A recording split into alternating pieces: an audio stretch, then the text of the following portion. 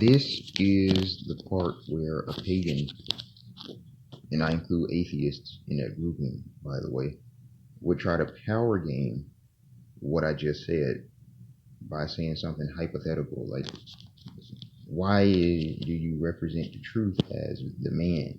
Why can't the truth be the woman? See, you're just trying to have the man attributed with the power of the creator. And okay, let's throw the hypothetical out the trash and deal with the practical, the evidence, the mechanism. That's what I do. I don't do hypotheticals, I do the practical. All right? So when you look at the two sexes, which one of the sexes looks like what? The easiest place to see this is with the topic of abortion.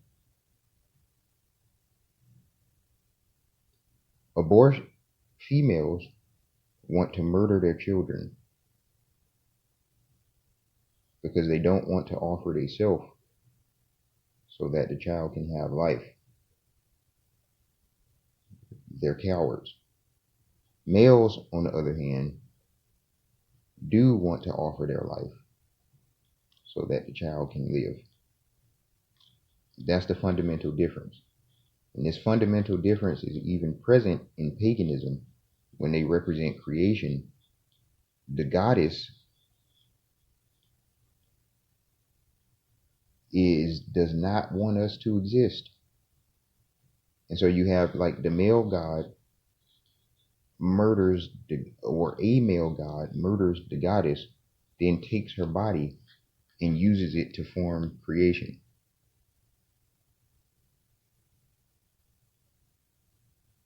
That's one of the neglectful origins, because the male god doesn't care about human beings, but he did murder the goddess, or the female god, as self-protection. But then the female god wants to abort us. So just neglect. But there's another version of that exists in paganism, that is the primordial man, where the primordial man sacrifices himself and from his body creation occurs. So again, you see a conflict in paganism where, similar to the yin-yang, you have the white is the male, the black is the female. They're supposed to be opposites, but both are material, subtle and gross. That white is supposed to be immaterial. That's the only way that the opposite works. When both are material, the yin-yang collapses into the black, because the black is material in its origin if you don't have the truth. So that becomes primordial, and now everybody's trying to push the female god. The god is this, god is that. Chaos, chaos, chaos. You have the same conflict when you talk about the loving primordial man who sacrificed himself so that everything could be, versus the female god that wants to abort us, and she had to be murdered in order for her body to be used to form creation.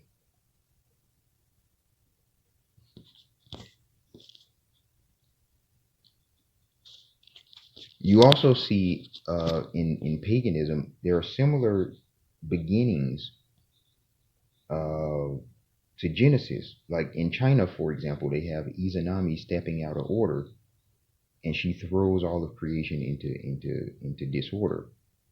And the order has to be reestablished by older gods to her in Izanagi, so that Izanagi is put back in the lead, and then creation comes into order again. Not that I value order, because order is part of the biochemical spectrum, order, disorder. What I talk about is purpose and the absence of purpose.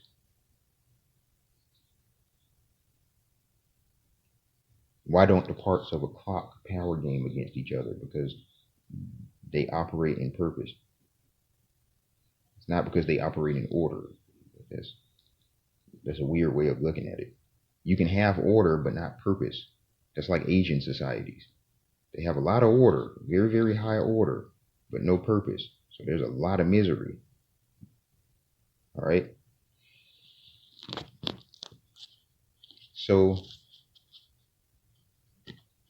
you then can expand this out from abortion and recognize that females in general don't like to offer themselves for nobody to live. They don't like going to war. Well, they do like sparking a revolution where males are going to be stupid enough to go into the conflict and perish, usually for some fabricated malice. But they don't like going to war. Males are willing to go to war, to sacrifice their life so that others can live. They're against killing and eating animals. Males are willing to kill and eat animals and then also sacrifice themselves on the hunt or whatever so that everybody else can live. And this is when it comes to who works the jobs, where do you put your health and life at risk? And that males do that.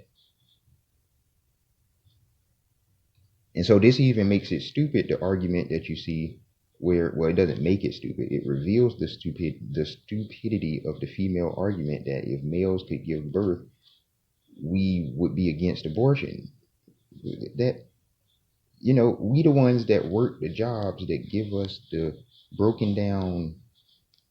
faster broken down bodies, that we deal with the pain in silence, and that's made fun of, but we're offering ourselves so that others can live. The subduing and mastering of the earth to conquer the wild, which got us civilization in the first place, it came from us. When you look at the history of folks who have made this decision that I'm close to making, of going out into the forest and just dying because of the stupidity of the power game of human society, this is dominated by males. When you look at the history of the holy fool, it's dominated by males. And that's another thing, that I am a holy fool at the moment. That's dominated by males. All of the most painful things that's necessary for truth and righteousness to be established in the life of the human being, males are the ones who take that pain upon themselves so that the problem is resolved. Who is willing to be slandered and rejected, hated for speaking the truth, upholding the truth, so that growth into the truth can continue? It's males. Who is the one that's trying to keep you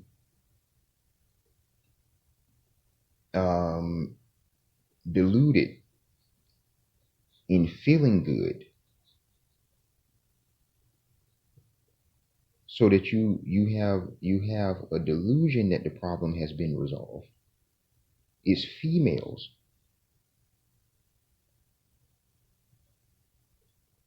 So this is why it's important to understand that this is the truth, to get it right. Because if you don't, you end up falling into a lot of very stupid cultural ideas about the sexes that traps everything in female-mindedness. And the female is not the woman, by the way. Adam was a cod before the fall, the man and the woman. Genesis 5 says, I created them male and female, and I named them Adam. The man and the woman were both named Adam before the fall. The fall happens, the man becomes Adam exclusively, the woman becomes Eve. Eve is not the woman, she's female. She's not human, that's something else, and it's sin. If you look at the parallel, your desire will be for him and he will master you. Sin desires you, but you must master it. Eve is sin. That's the female god. That's possession. You understand? So, when you fail to get this right, you fail to model the truth. You reject the truth, and that traps you in the everlasting restlessness of the spirit. So when your culture is dominated by female-mindedness, it's going to be dominated by the everlasting restlessness of the spirit. I don't care how male you try to make it look, because the male is nothing but the female, masquerading. Everything is going to be miserable for everybody, because you're going to be dominated by the everlasting restlessness of the spirit. And that's going to trap you in a cycle, in the oroborous, because you're also going to be dominated by delusion. You're miserable. So now you're trying to feel good to get out of the misery, but you're still miserable. But now you're trapped in the perception that you need to feel good, to not be miserable. But the misery is still there. So now you're slave to whatever you're using to put up the delusion. But the misery never goes anywhere, and you just cycle, cycle, cycle. That cycle is a counterfeit. I'm telling you, this is where it gets fun, man. That cycle is a counterfeit of the exchange of self-offering that is present within the triune truth. Cycle versus a dynamic exchange of Father self-offering for the Son, for the Spirit, for the Father, for the Son, to the Father, to the Spirit, to that dynamic, boom, boom, boom, boom, boom, boom, boom. And when you become part of the truth, you become part of that dynamic self-offering. You start doing it. And so you don't need the power game of a substitutionary sacrifice to try to stop yourself from being in the misery of the everlasting restlessness of the spirit, because you're not in it. Just as the Father is giving himself for the Son, for the Spirit, for the Son, for the Father, for the Spirit, for the Father, for the Son. You're doing that for everybody else that's also part of the truth. To be reconciled to the truth is to be reconciled to everything that is part of him. Nothing immaterial is in a power game against anything else immaterial. Purpose is not in a power game against nothing.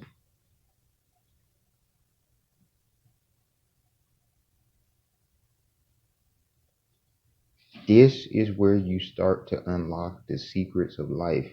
You have to nail Genesis to get this right. If you mess up Genesis, the only thing you got is a power game. You're never going to get it right.